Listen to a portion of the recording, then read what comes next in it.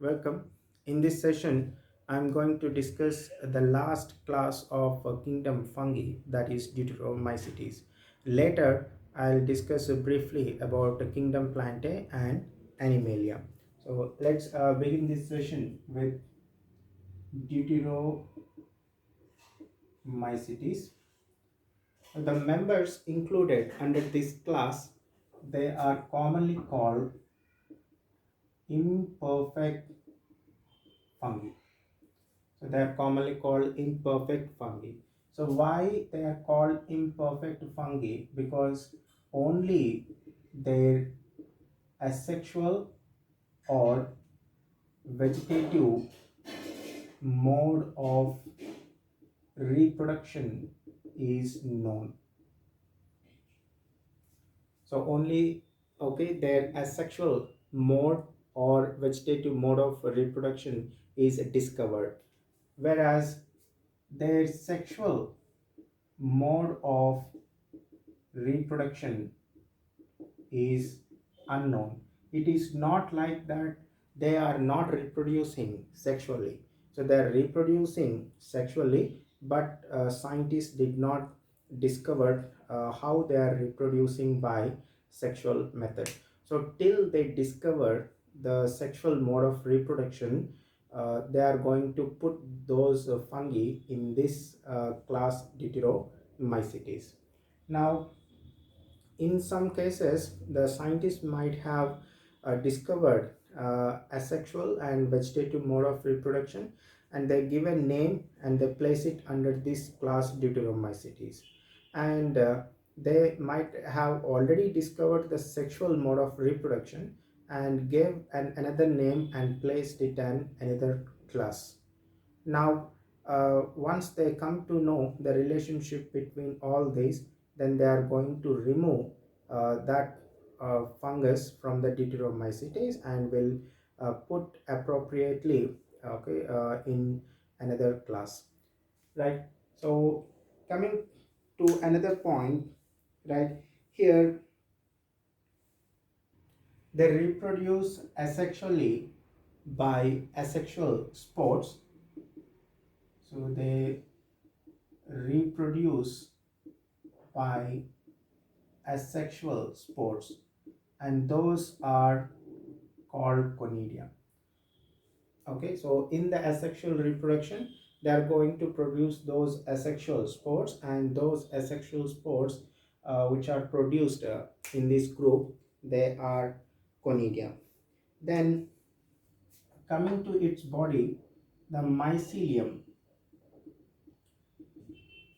is branched and septate.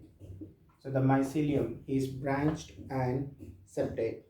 And some members of this group are saprophytes. So some members are saprophytes. Some members are saprophytes, and some are parasites.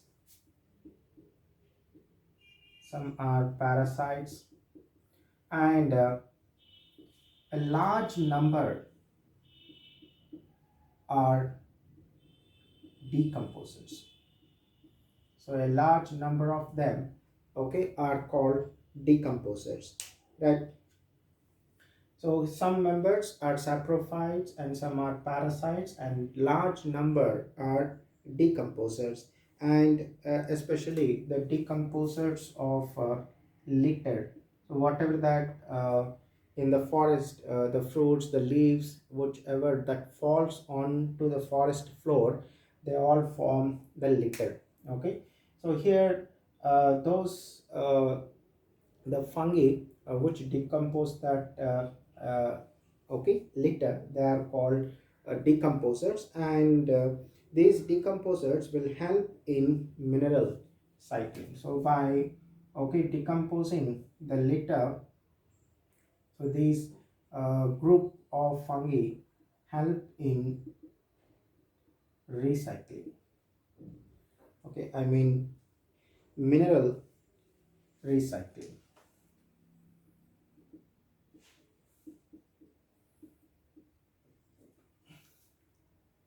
And some examples of this group include Alternaria, then Colatotrichum, and Trichoderma. So, etc. are some examples of this group Deuteromycetes. So, at present, we know their asexual mode of reproduction or vegetative mode of reproduction. Later, when we discover their sexual mode of reproduction, we are going to remove these from the class Deuteromycetes and place in another group. So, especially they are going to remove these fungi from this class Deuteromycetes and will be placed under Ascomycetes or Basidiomycetes. So move to another classes. So those another classes will be usually to Ascomycetes or to Basidiomycetes. Okay, so that's all about this group Deuteromycetes. With this, okay, so we finish the kingdom fungi, and then later we'll start with the kingdom Plantae. So the next one is kingdom Plantae. Okay, so coming to this kingdom Plantae, so this group, that is kingdom Plantae, of course later in the next chapter kingdom Plantae will discuss everything in detail. So here I'm just giving a brief idea on kingdom Plantae. So this one includes, okay, eukaryotic unicellular or multicellular. So it includes the lower group of plants. Some lower group of plants are unicellular and mostly they are multicellular. So it includes eukaryotic unicellular or multicellular chlorophyll bearing. So chlorophyll bearing, okay, organisms called plants. Chlorophyll bearing organisms. So they are called plants. Right. So here chlorophyll is a photosynthetic pigment which will be present in special organelles called chloroplasts. Right. So chlorophyll is present in special cell organelles called chloroplasts. And this chlorophyll is a pigment, so it's a light absorbing pigment and it is present in the special cell organelles called chloroplasts. So the group Plantae, it includes, that is the kingdom Plantae, it includes algae, then bryophytes, then pteridophytes, then gymnosperms and angiosperms. Okay, so these are 5 groups of plants. Later we will discuss in the third chapter every group in detail about algae, okay, bryophytes, pteridophytes and so. Okay, so and these angiosperms are the most advanced plants. So they are most advanced plants. And the algae, okay, when we compare all this, so these will be the primitive plants. So they are primitive group of plants. Okay, so the most primitive, you can say the most primitive group of plants, and these are most advanced plants, that is angiosperms. Right. Now few members are partially heterotrophic. Actually, most of them are autotrophic. So most of them are autotrophic. Of course, that is photoautotropic. So most of them are photoautotropic. and few are partially heterotrophic. So what we mean by this partially heterotrophic, so those plants which are called partially heterotrophic are the plants that are capable of performing photosynthesis, but okay, so they take up some nutrients from the host.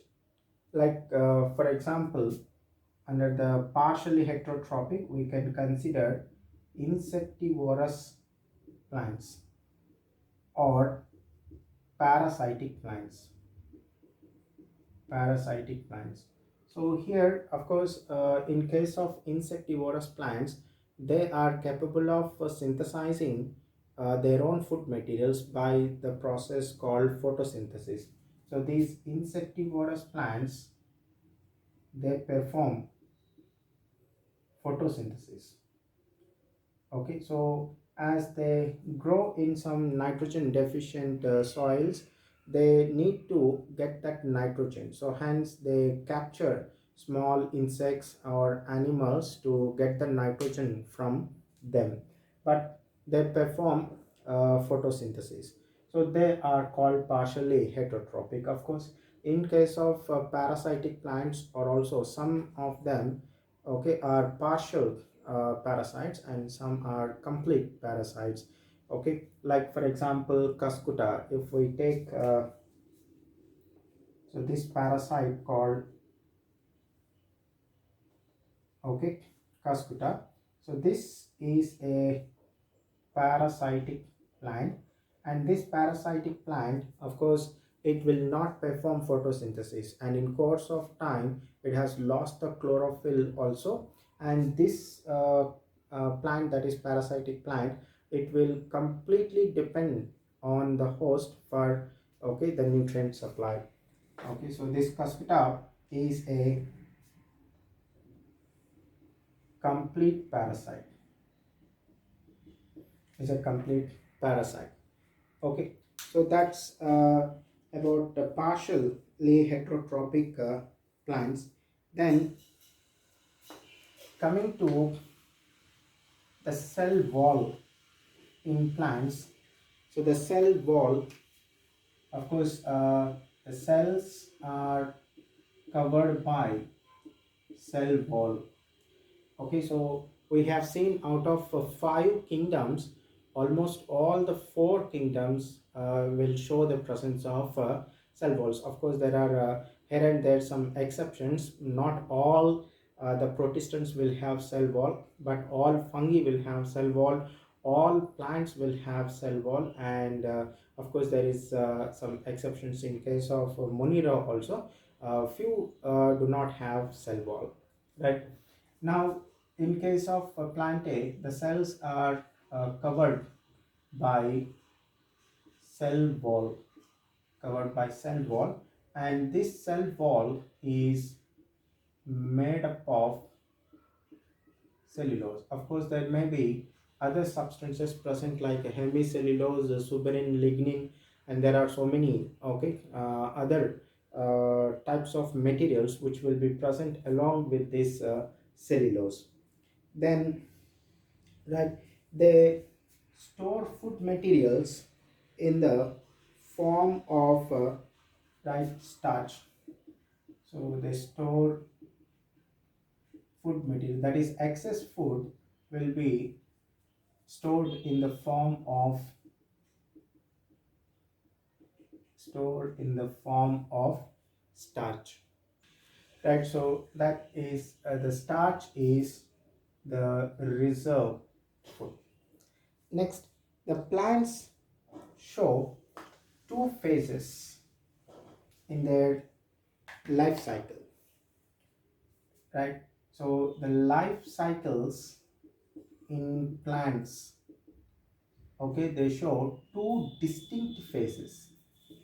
So there are two distinct phases. One, it is called the sporophyte, and another one called the gametophyte.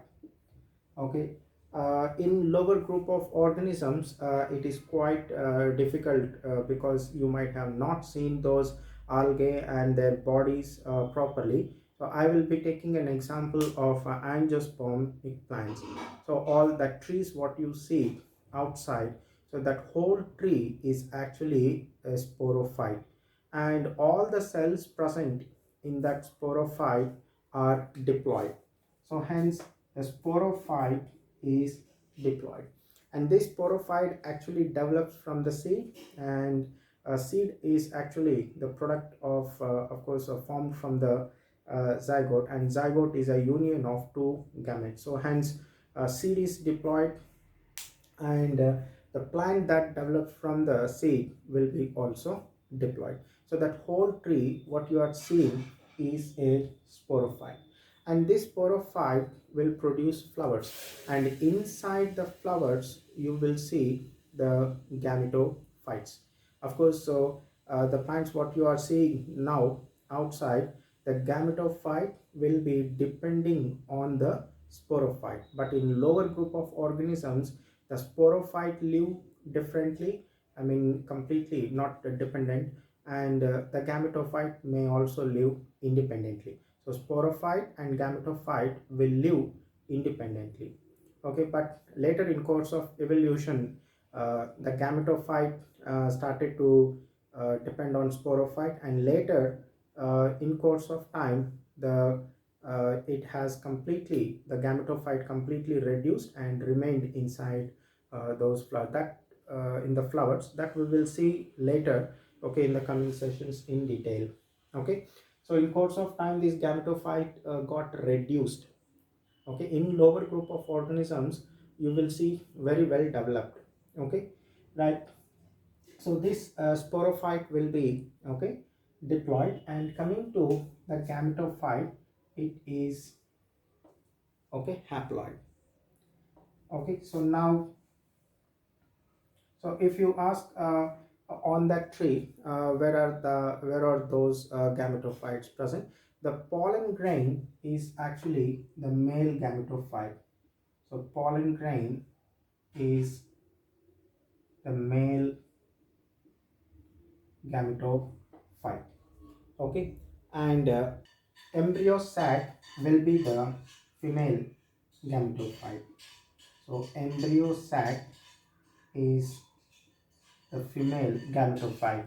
We I think already you may be knowing this pollen grain will be present, okay, inside, present in, okay, anther, whereas embryo sac is present in ovule. Okay, right. So this pollen grain is the male gametophyte, and embryo sac is a female gametophyte. So they are so small, so you can compare, okay, their size with the sporophyte in case of a big tree. Okay, right. So this sporophyte is the one that actually produces spores. Okay, right. And these spores germinate, and then they give rise to the gametophytes. Okay, and these gametophytes will produce gametes. So the gametophytes actually produce gametes. So these produce spores, and these produce gametes. Okay, right. And the spores on germination, they actually give rise to the gametophyte.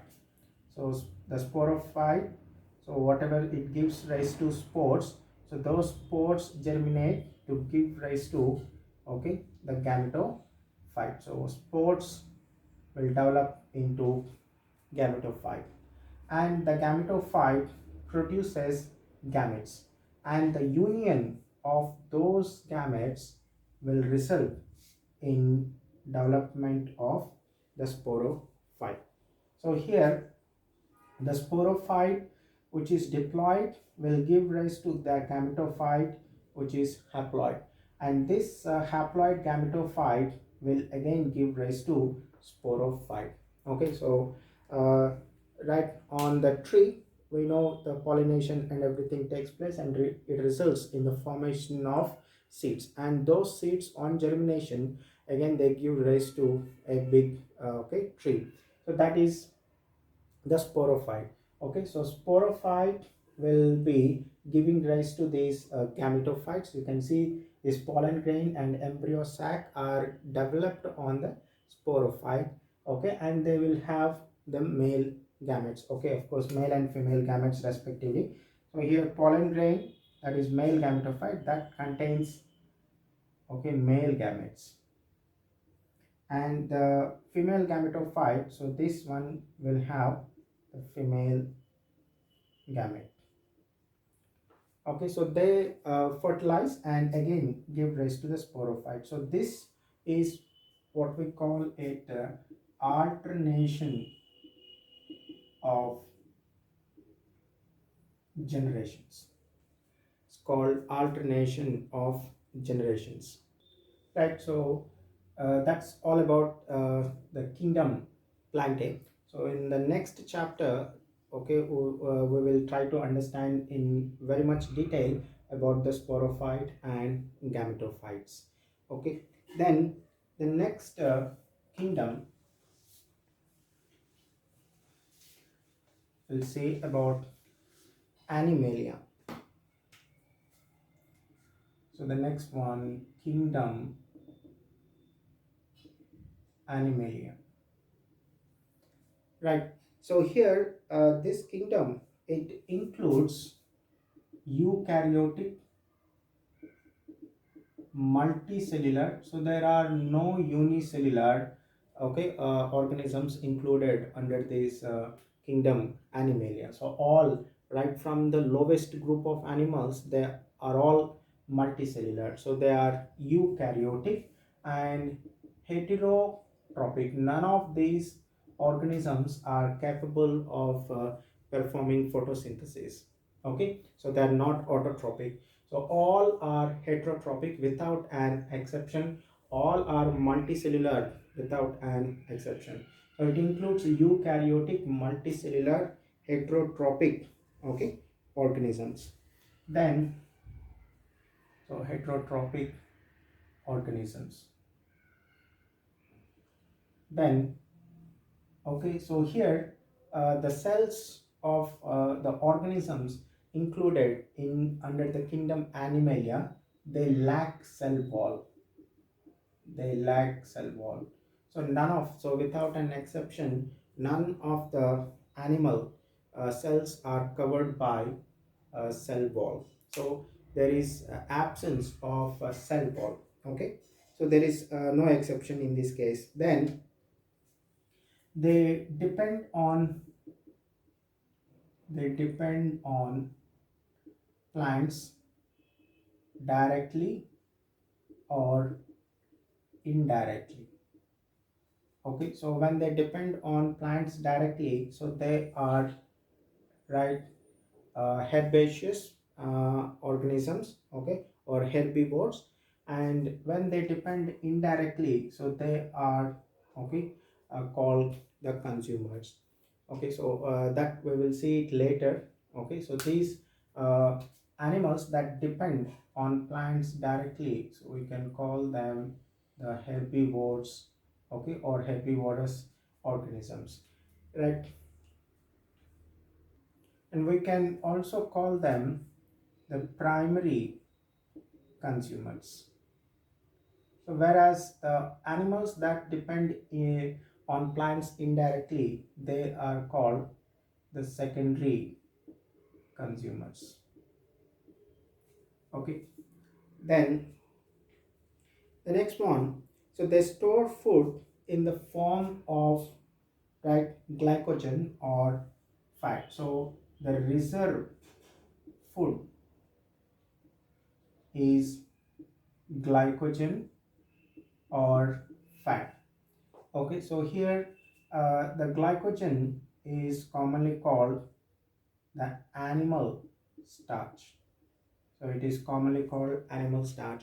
So the excess food materials taken by the animal will be stored in the form of glycogen or fat, and this glycogen is commonly called animal starch.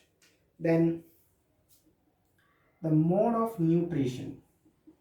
So the mode of nutrition in this case is holozoic. So that is the meaning of holozoic is ingestion of food. It's called ingestion of food. So in case of fungi, it is absorption. So absorption through the body surface. Okay, and in case of animalia, it will be ingestion of food. That mode of nutrition we call it holozoic. Okay, then the animals show a definite growth pattern. Okay, so they show a definite growth pattern. Okay, where we see a juvenile stage and adult stage. Okay, so when the animal is growing, okay, right from its birth, so from birth, okay, to the reproductive age, so all that we call it a juvenile stage. Of course, the adult stage will start with the reproductive age. Okay, or we can say uh, just pre-reproductive age, means just before the reproductive age.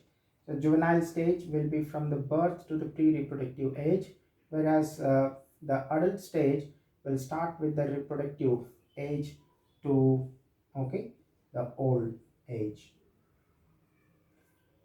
Okay, so the animals will not reproduce in the juvenile stage, so they're not going to reproduce in the juvenile stage. Only when they come to a particular stage, so that's the reproductive age, they start reproducing. So here that's what the definite growth pattern. While in case of plants, we don't find the plants, we see them growing, okay, throughout their life. So but in case of animals, the growth will stop, okay, after coming to a particular age, and the adult stage will have a particular shape and size. So the adult stage will have particular size and shape. So it will have particular size and shape. So that is not seen in case of plants.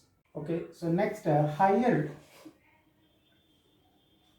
group of animals. So they have developed sensory and neuromotor mechanisms. So neuromotor mechanisms. Okay, so there are well developed sensory organs, okay, like eyes, ears in higher group of animals, and also the brain is well developed, and the whole control and coordination of the body will be under the nervous system as well as endocrine system. Okay, so this nervous system, so that is neuromotor mechanisms, is the nervous system that plays an important role in this. Okay, so sensory, which help in receiving different types of stimuli, for which we have different types of sensory organs. Then the next one, the majority of animals, majority have locomotion. Okay, the lower group of animals, they may not show locomotion, so there are a few, but majority of them show locomotion. Then coming to reproduction, so here reproduction will be by asexual mode of reproduction, and also we can see sexual mode of reproduction. So here both asexual and sexual mode of reproduction are seen in case of lower animals. Okay, so asexual and sexual mode of reproduction is seen in lower group of animals. In lower group of animals. Okay, while coming to the higher group of animals, okay, only sexual mode of reproduction, okay, is seen in higher group of animals, seen in higher group of animals. Okay, so the lower group of animals will show asexual as well as sexual, but in higher group of animals there is no asexual mode of reproduction. We see only sexual mode of reproduction.